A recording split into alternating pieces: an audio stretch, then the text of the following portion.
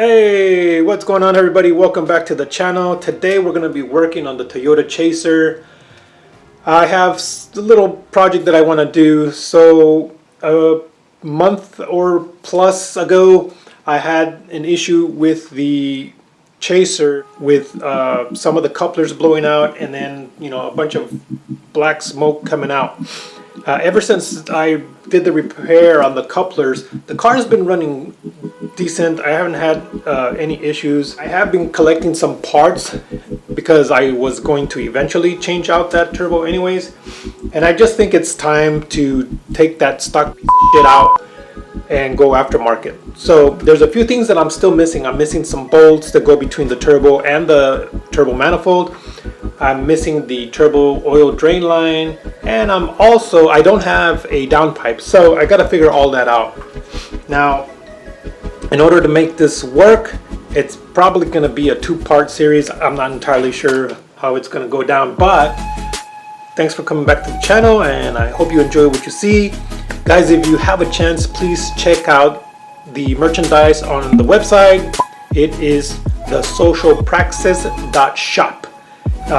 That's going to help me out with the show and parts and continue to bring any content that I can. Anyways, without further ado, let's get this shit started. Technically, you guys have already seen all this.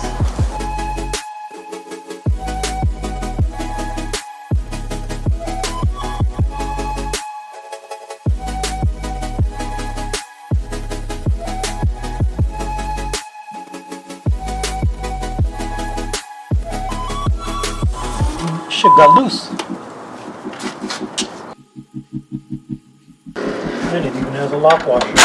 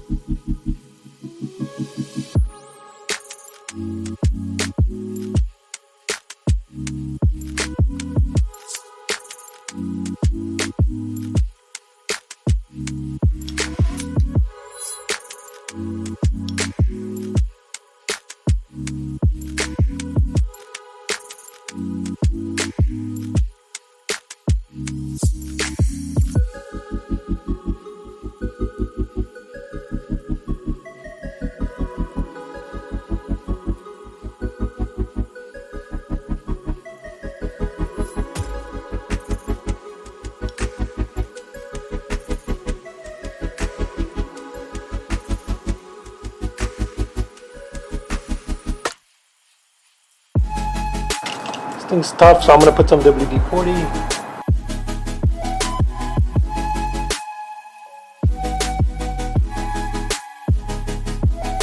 WD-40 the whole thing.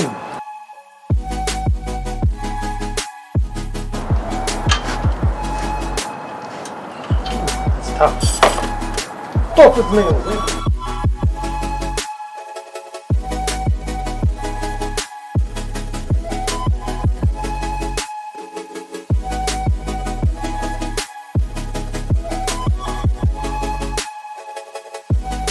Going with the 12, people.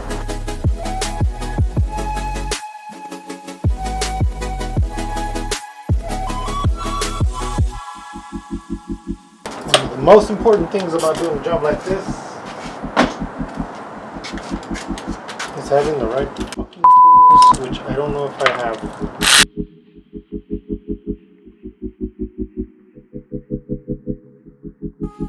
Man, this thing was a bitch to get in here. I just remembered that.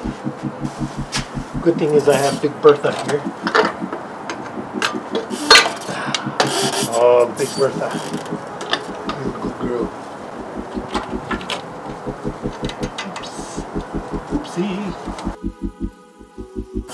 Damn. This is damaged. Really cannot reuse this. Damn. I mean, not that I really planned on it, but you never know in case I have to put shit back for whatever fucking dumb reason. I don't think it's a 12, but oh, it is a damn 12. Jesus.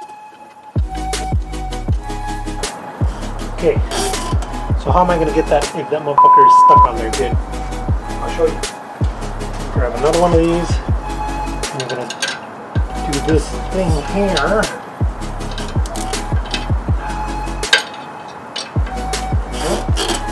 And now you have leverage. Ow! Fuck! That hurt. And this motherfucker just moved easily.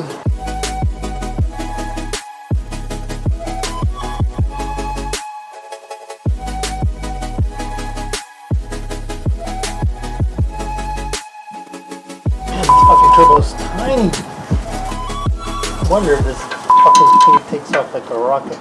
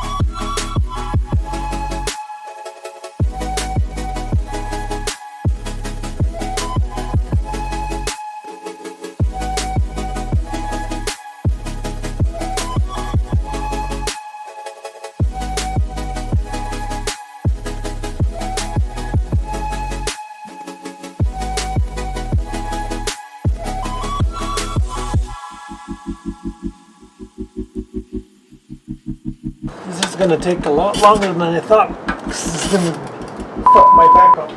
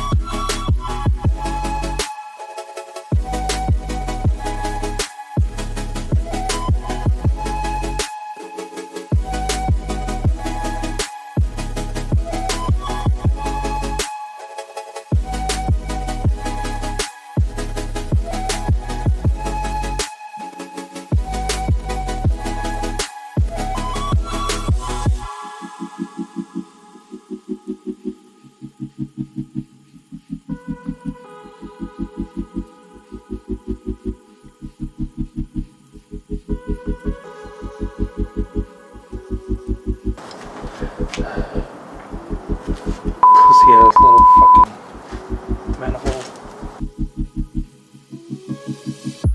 This is not in bad shape.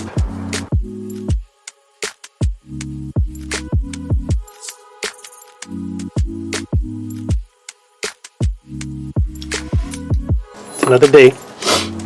All right, so I got a lot of the stuff out. Down here, right under the turbo on the hot side, there are two nuts, I guess, I don't know, whatever you want to call it. I cannot for the love of God get them out because of the steering rack.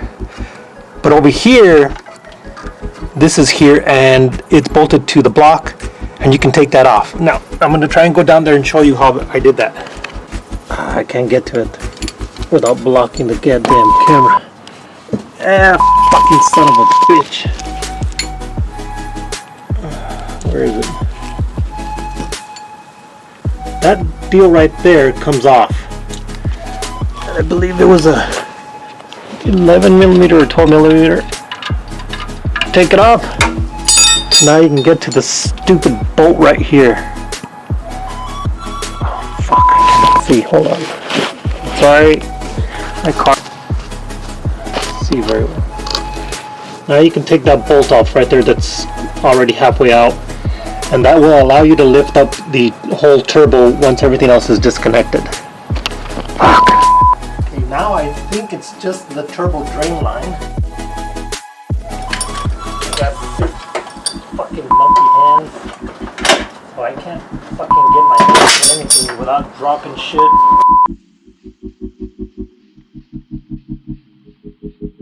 I was able to take off the oil drain line, and actually I was able to undo the two nuts from underneath the turbo as well. Everything is super compact. Like crazy how compact everything is. Now I can take this fucker out, possibly. The things we do for a little bit of turbo.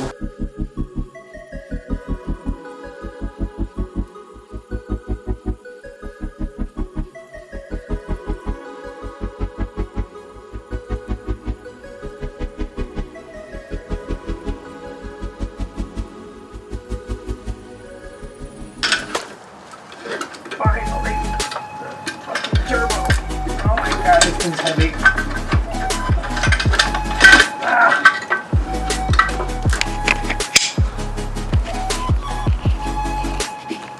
Alright, this is the turbo oil drain line.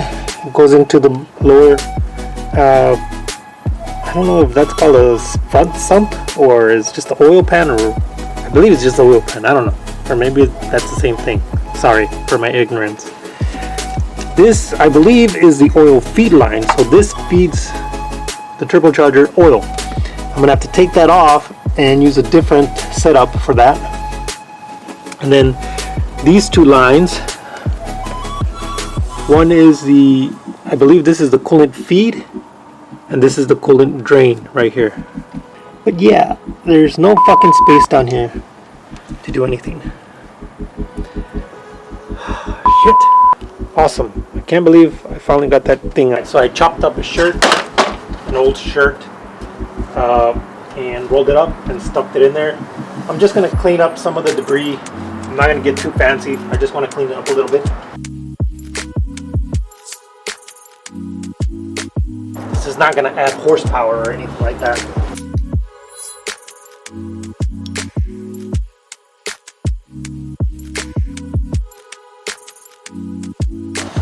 So why am I doing this? One of the reasons is you want this sealed properly, otherwise you're going to have exhaust leaks. And that's it. It's as good as it's going to get.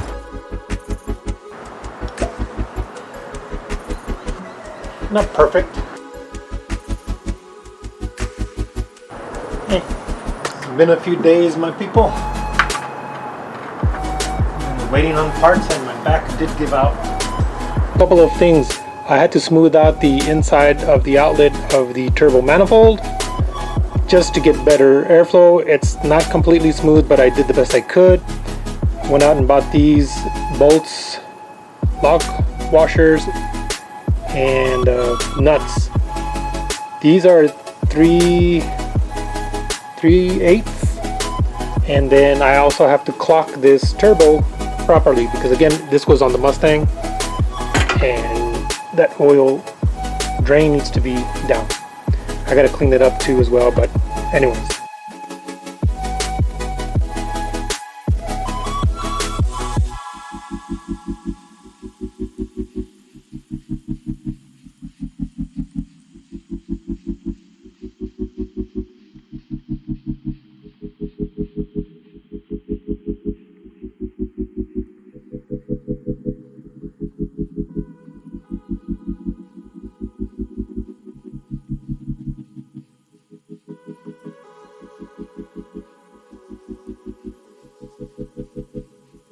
Here we are, day 5 or 6 or something. I'm not entirely 100% sure.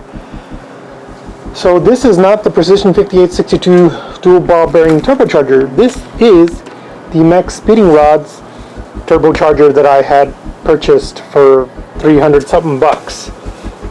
Why am I using this? I'm using this because the downpipe connector here that I had used, that I had purchased to use for this, I was like, you know what, I'll just use this coupler here, and I'm going to use the turbocharger from the Mustang, and then I'll replace the Mustang turbocharger later on.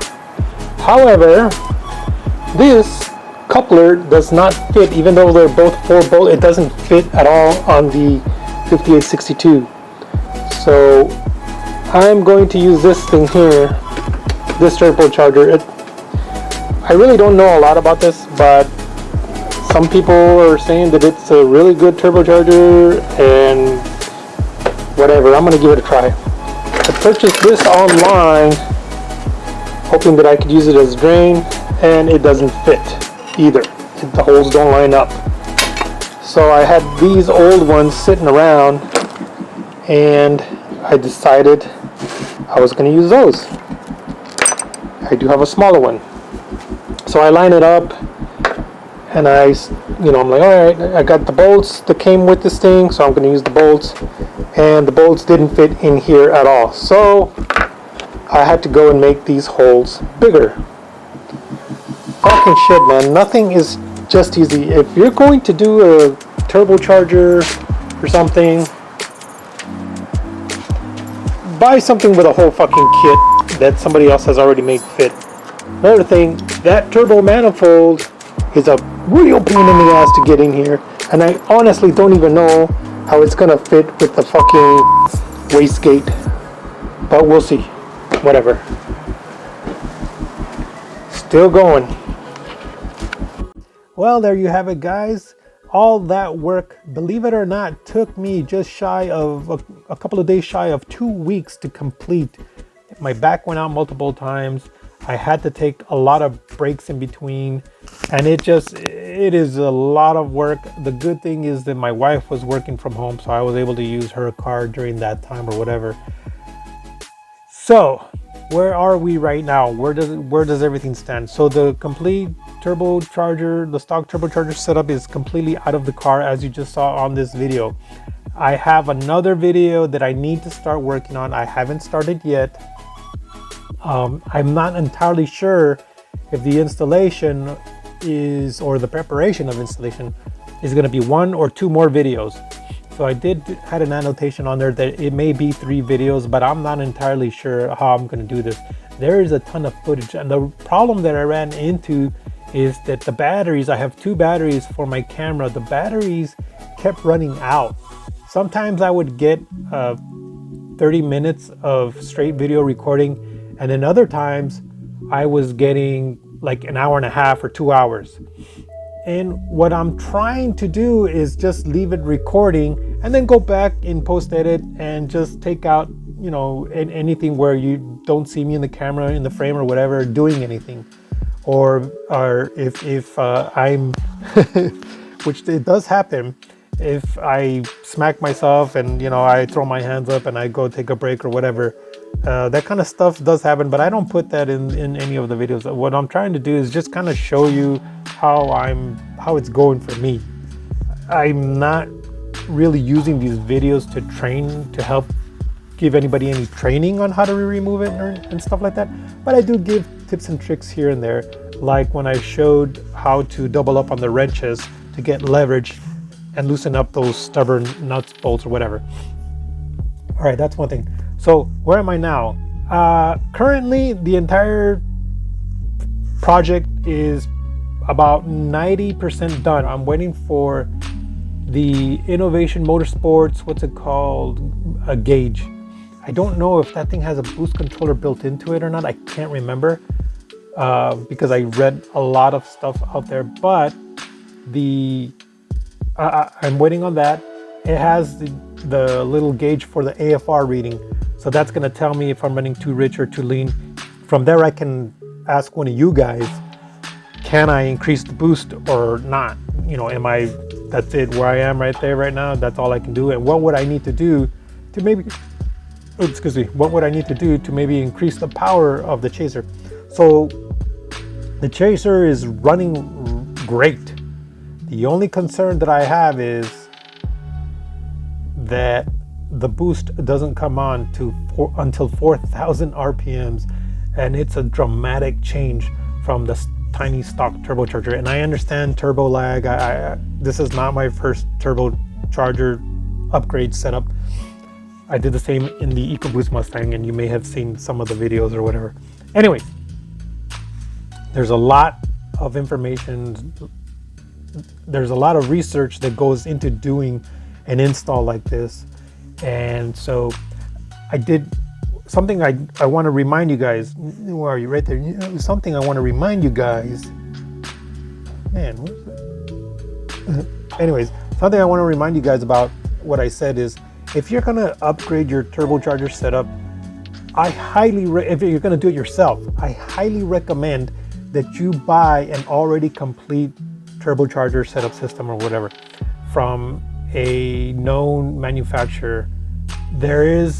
I found at least 6 of them for the Toyota Chaser, and you know, one of the guys, he gave me a decent quote, but it was just still out of my price range, and I just couldn't afford it. And the thing is too, is just a year later, exactly almost to the date, the turbocharger setup that he was selling, it's the same thing, but just a year before, he was selling it for almost $1,500 to $1,800 cheaper or something like that. It might have even been more. So, you know, I understand inflation has been an issue in the last year and a half or whatever, and supply and demand and all that. But we're post pandemic, and I think that the upcharge that he's doing, that any of these guys are doing, well, knowing what I know now, installing and piecing an aftermarket turbocharger setup for any car, it's a pain in the ass. So is it worth the price tags that they're charging for most people? Absolutely. Absolutely, because you get a peace of mind of things, you know, of fitment. For example, I couldn't use the Precision 5862 turbocharger from the Mustang in the Chaser. So when you buy one of these kits, you're guaranteed fitment and stuff like that, and you're gonna get all the parts that you need. You don't have to freaking order, you know, pieces from Amazon, pieces from eBay, go to your local Ramjet store, or drive around the city looking for those other parts. So yeah, you know, if I definitely had the money, I would 100% probably just pay for a complete turbocharger setup. Mind you, these guys, they do spend money on research and development. You know, it's not like they just they're sitting down at home one day or in their shop and we're just gonna throw this turbocharger setup together and see what happens. Now these guys, it's a little bit more, there's a little more involved than just throwing it together and shit. So I was about to end the video, but I remembered something that I wanted to say about my experience with Maxpeedingrods. You guys, your customer service has been lacking 100%. I had asked you guys a question weeks ago on Instagram, and I even sent you all an email. I never got a fucking response. I watched a lot of videos that praised Maxpeedingrods and whatever, but I wanted to say that y'all suck when it comes to customer service, because you're not responding. And if you did respond, I got 2 responses that you guys meant for somebody else. So y'all saw my direct messages, but you chose to ignore. And they're just simple questions like, it doesn't even matter at this point.